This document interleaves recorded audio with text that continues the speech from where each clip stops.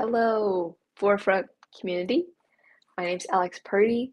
I am so excited to be talking to you today about why and my thoughts about Web3.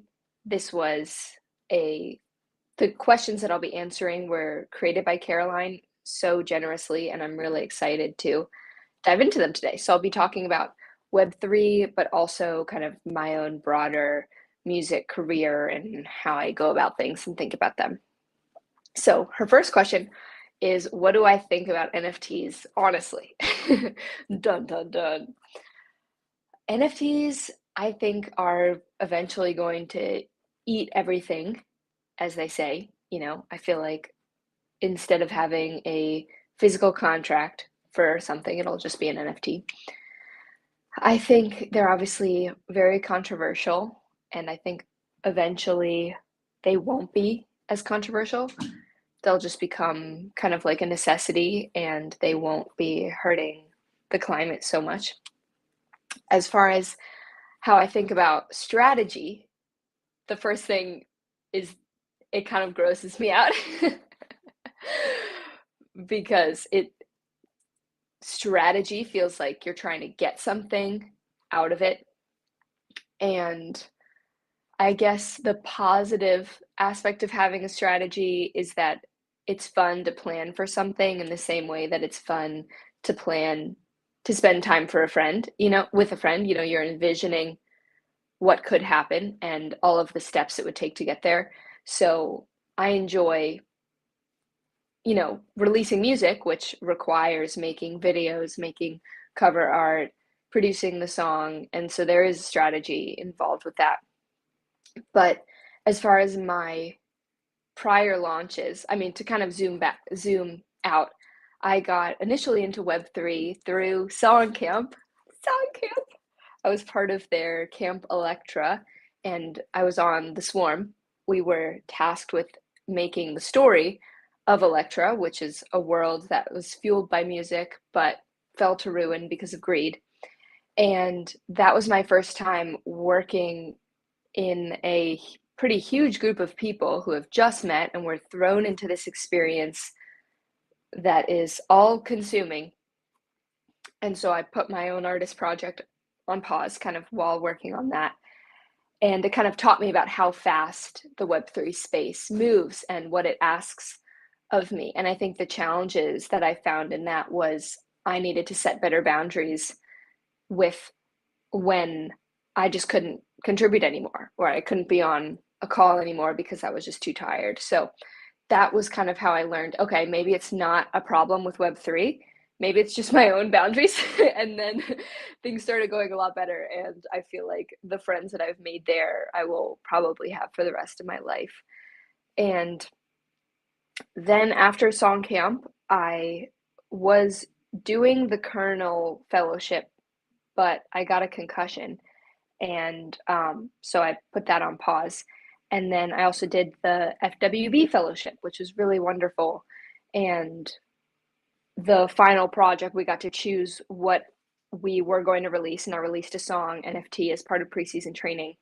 And that was really cool because then I was starting to kind of get back into my own artist path.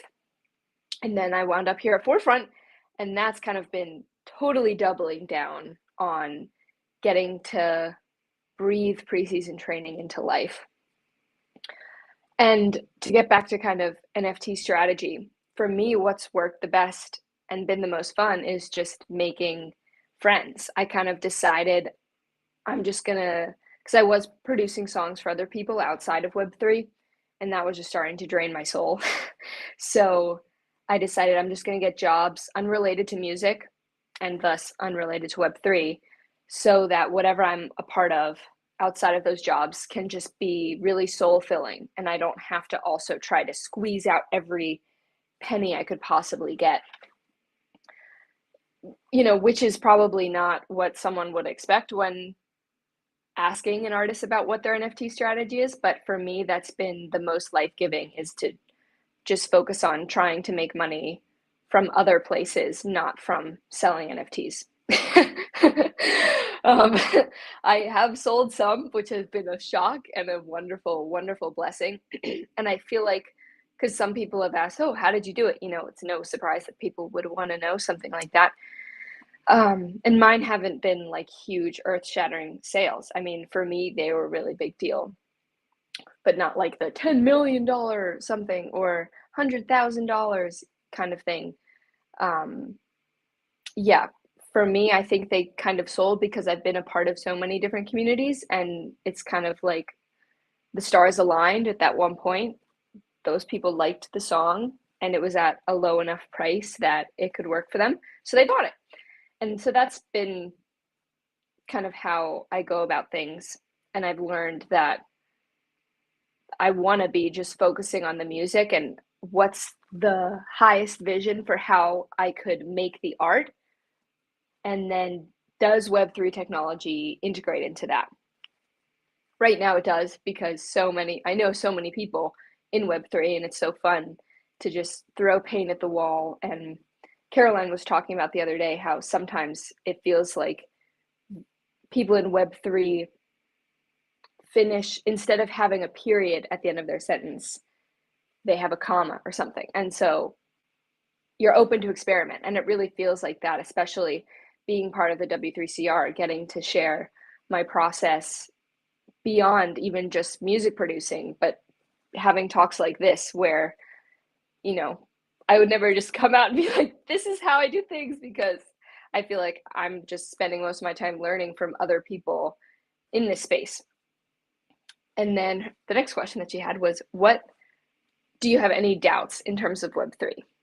I think the times that I've been most frustrated with Web3 have been when I'm the loneliest in my overall life, you know, because of COVID, having to not go to events, and most of my friends are online, the toll that that can take.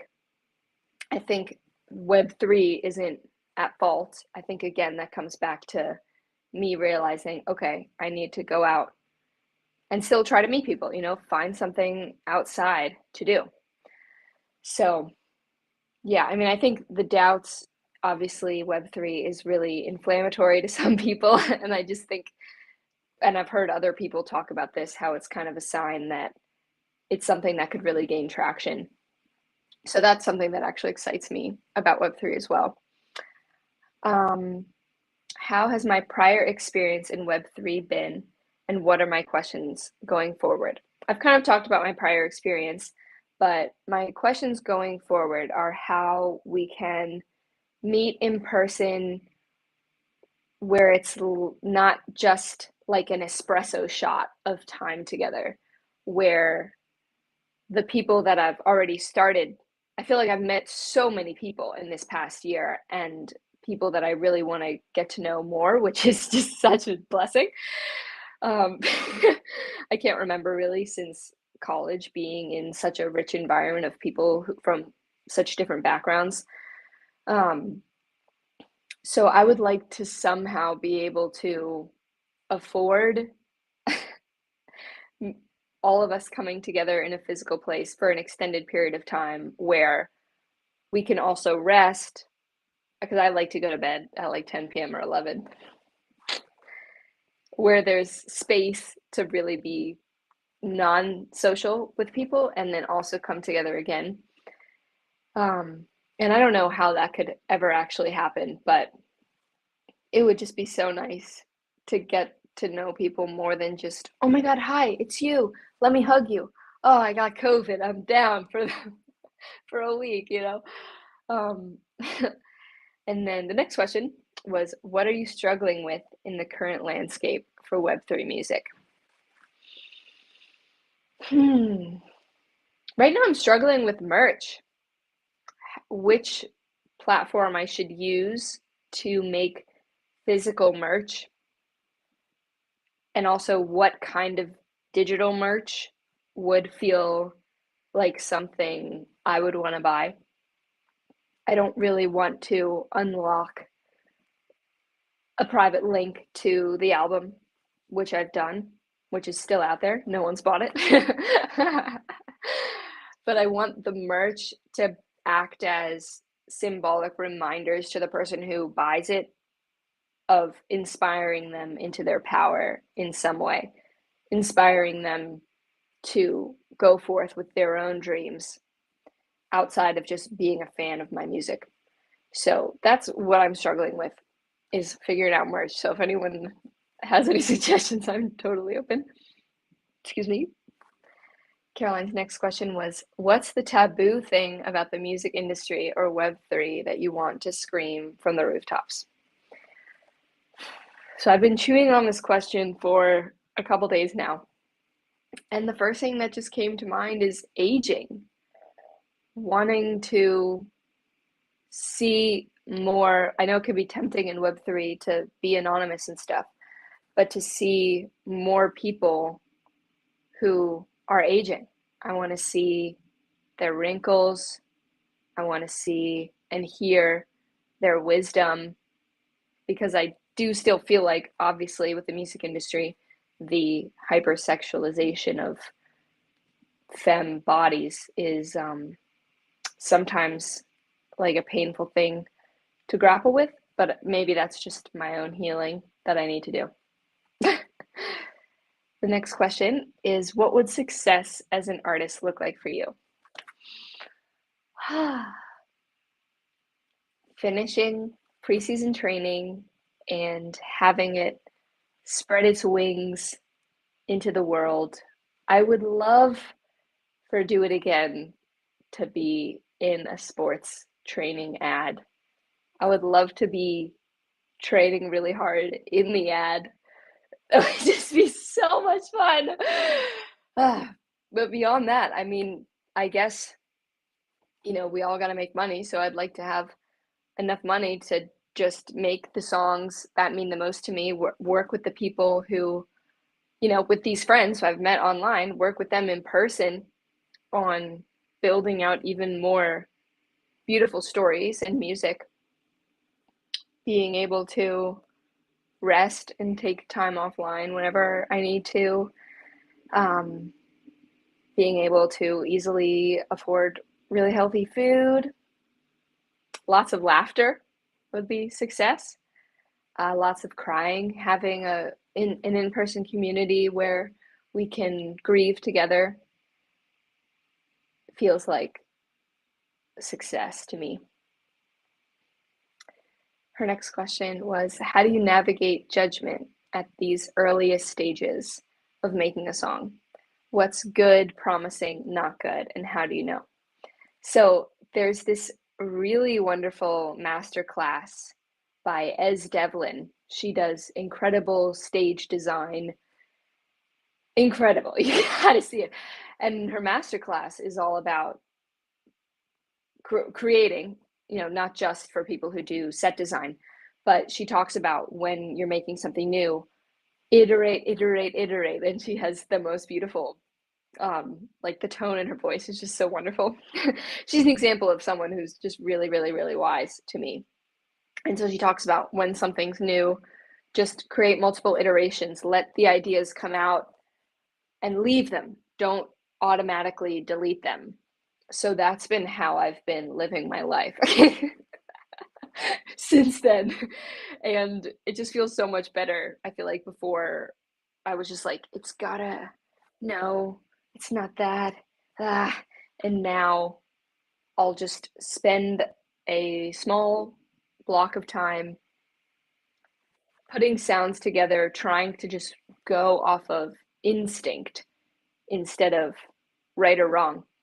Because going based off whatever my gut is telling me, oh, it'd be cool to add cellos here. Oh, ooh, percussion here. Oh, time to lie on the floor, take a break. That kind of thing has been making my process a lot more fun. Next question. How are you thinking about community, building a community, and staying authentic while creating content? Content, as you say. Community and building a community. I feel like those words, I mean, we've all heard them ad nauseum. being in this space, you kind of can't go on Twitter and not see someone use the word community.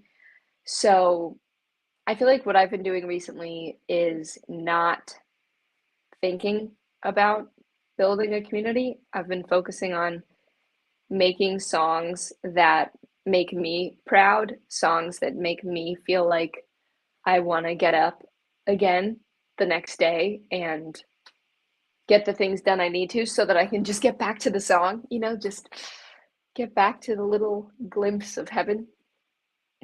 And that being said, the things that I've been consistently doing on social media, um, for a while, I've been running ads on Instagram. I know everyone in Web3 hates ads. But before Web3, while COVID was happening, I was learning about, okay, if I can set up a text list, basically, it was a lot of fun. It was a lot of fun doing this, and that's why I've been doing it. Basically, I made a video at the end. It's like a really weird video. At the end, there's text this keyword to this number, and then my text list automatically sends them a link to the song or some other secret surprise kind of thing. And so that's kind of what I've been doing on Web 2, and then also just making reels, which I know some people really hate.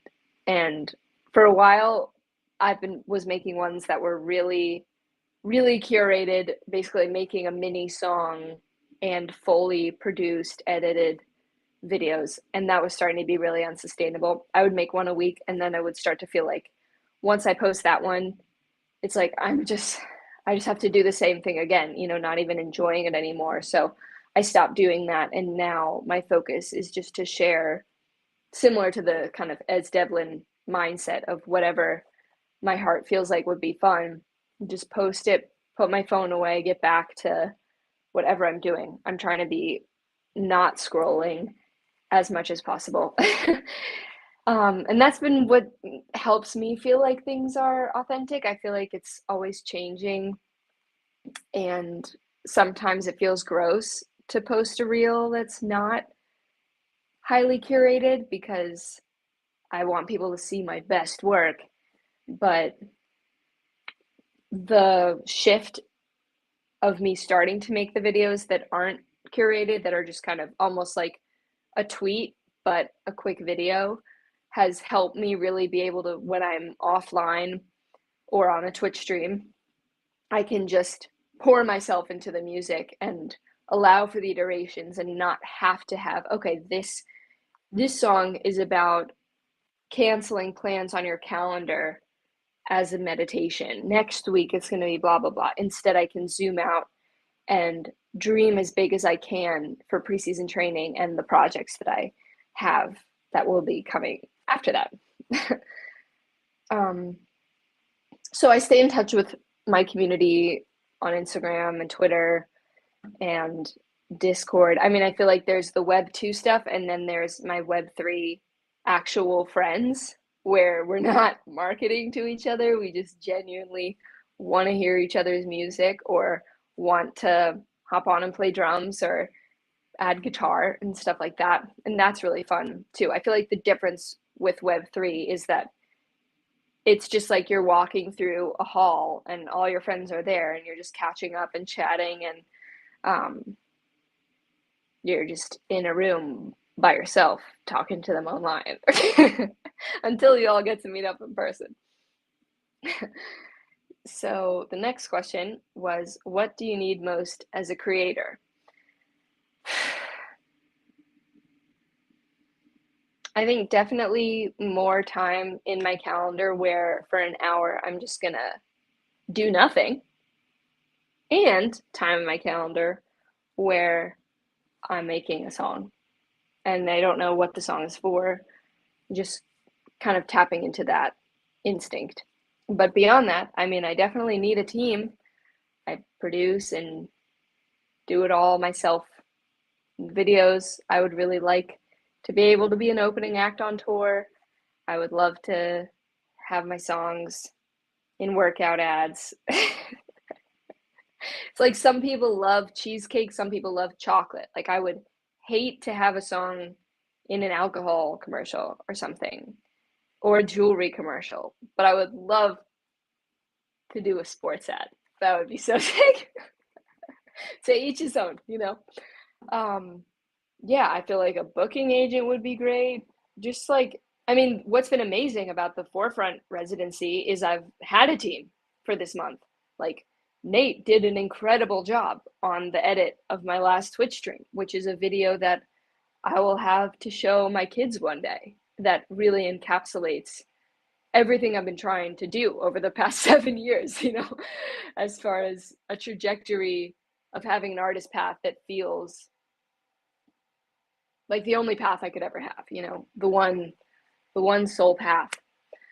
So yeah, I think I've been realizing with Forefront, it's been like a team that I never knew I could have. And obviously next week is my last week in the residency, but it's been really cool to experience. Wow, I had no idea that Nate was going to edit this video and take the conversation part of the Q&A of the open studio and then take the part of me producing the song and blend the story together.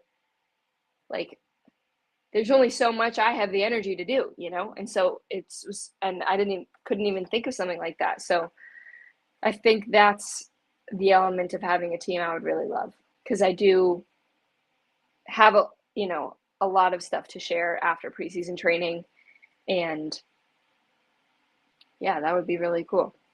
So an agent, a manager, someone to help me figure out merch. All of this. Wow, I'm getting through these questions really fast. So let's see. The last question is, what does the beginning of a seed of a song look like for me? Is it a phrase, a handful of lyrics that stick with me, or a progression of chords?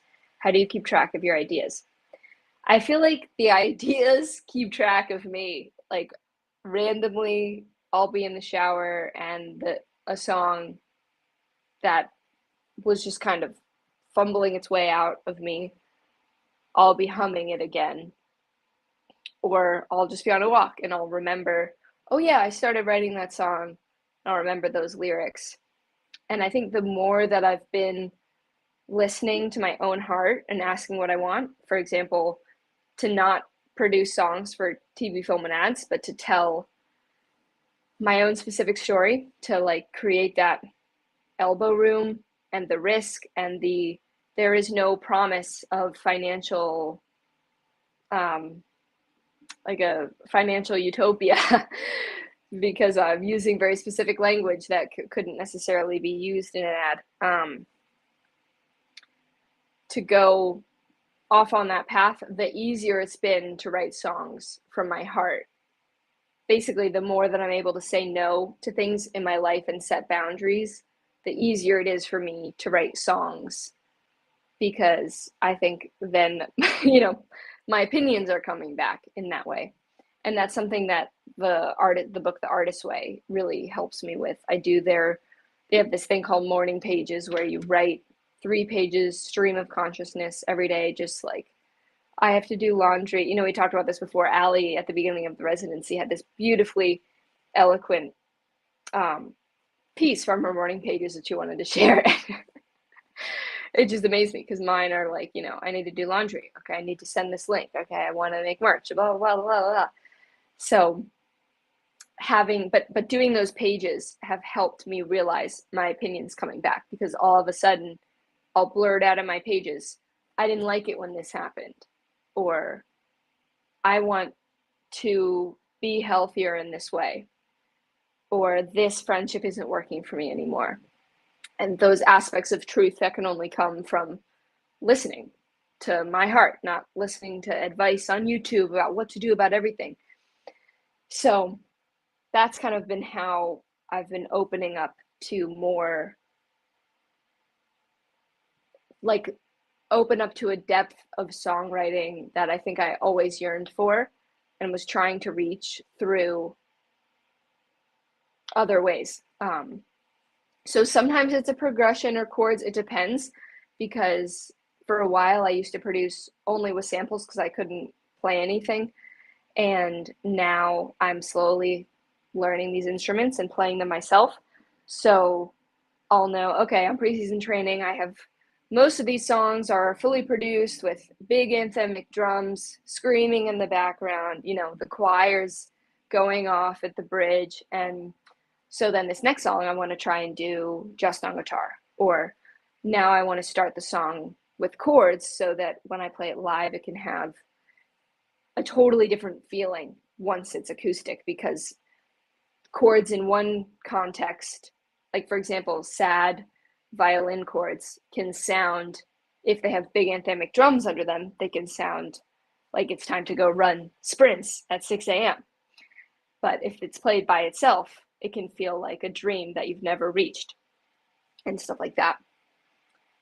So I'm going to open this up to questions. But if there aren't any questions, then we'll just have this be a half hour, because everybody loves recess, you know, getting out of class early. And also, fortunately, I have fulfilled my residency requirements for this week. And I never want to give you guys fluff. I don't want any fluff.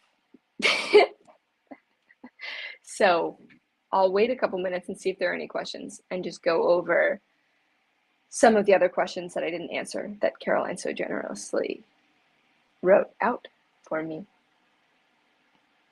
Also, I want to say thank you so much, Forefront.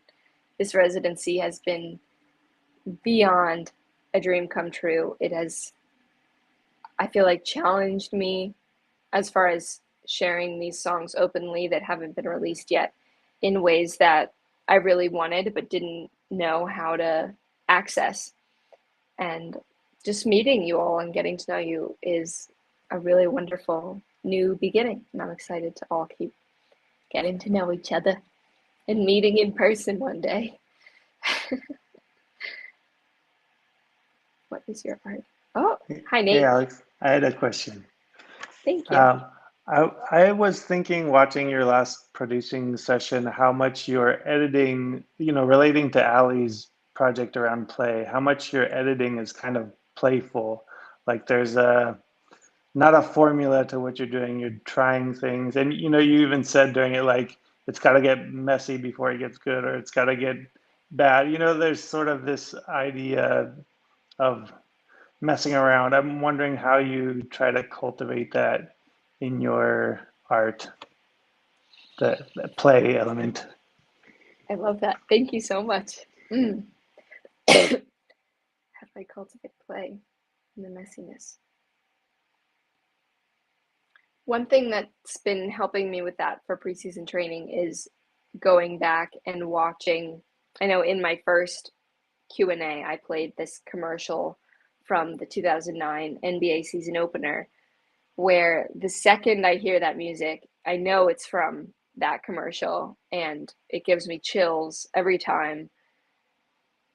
And then because from that place, that's where I want to make this album, from that place of inspiration.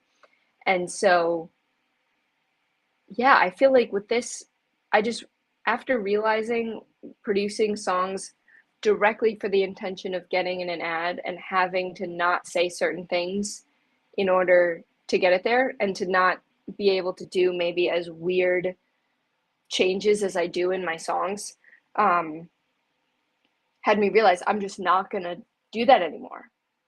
And instead, I want it to be fun.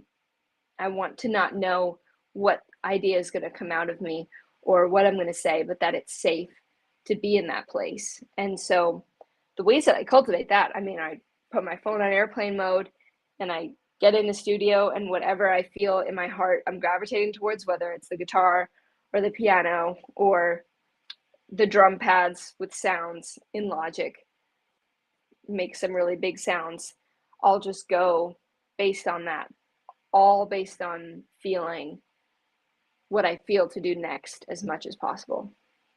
So thank you so much for asking that question. And I guess we'll just wrap up. So thank you, everybody, for being here. And I'll see you at the open studio on Monday. Have a great weekend.